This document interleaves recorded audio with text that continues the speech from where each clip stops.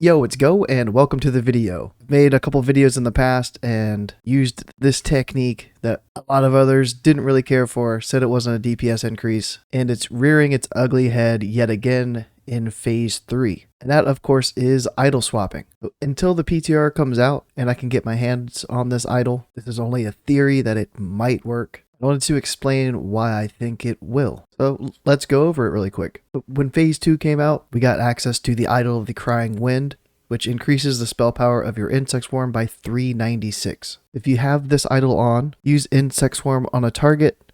You can see it's doing 1,191 damage. If I take off the idol, the dot snapshotted the idol and is continuing to tick as if it was still on. One of the new idols coming in phase 3 is the Idol of Flaring Growth, which each time your rejuve spell deals periodic healing, you have a chance to gain 234 spell power for 9 seconds. If this effect also snapshots with the rejuve, we can precast a rejuve before the fight starts, swap our idol to our new Idol of Lunar Fury, and then have this idol on for the rest of the fight. If there's any phase transitions, we can swap our idol back, give ourselves a rejuve, pop back into Moonkin form when combat's about to begin for the next phase, and try to take advantage of this proc again during the fight. So right now, rejuve lasts 18 seconds, and that's with having 1 point in Nature Splendor. And there's a way to make it last one more tick for 3 extra seconds. And that's if we go back and get our full tier 2 set, because the 8 set increases the duration of your rejuve spell by 3 seconds. So by using this before the fight,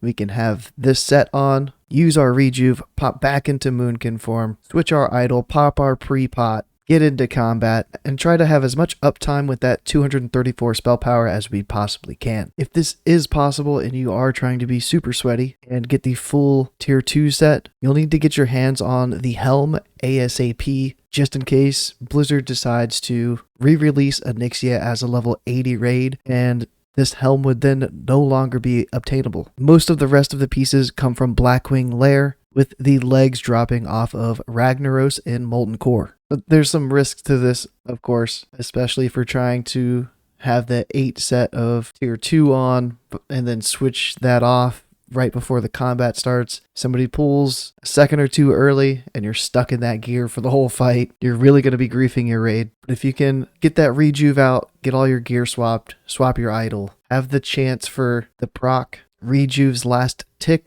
will be about 20 seconds into the fight, and the proc lasts for 9 seconds. So if you get a refresh on the proc on the last tick of rejuve, you could have this for almost the first 30 seconds of every single encounter. Your entire first Starfall, over half of Bloodlust. I think this would just be a huge boost to our DPS to try to keep us ahead of our highest competition, the Feral Druids. Something else that we would have to do to not grief ourselves is we would have to toggle our trinkets like Flare of the Heavens or any other proc trinket you might have so that that rejuve doesn't proc your trinket spell power too early, and then you would lose value from that. Since tailoring looks to outperform jewel crafting, there's going to be a lot of tailors out there too, so toggling your cloak would help you not mess up your lightweave embroidery. To help explain trinket toggling, I'm going to link a video to Table Slam going over exactly what that is if you're interested and don't know what that is all about. But that's it for this one.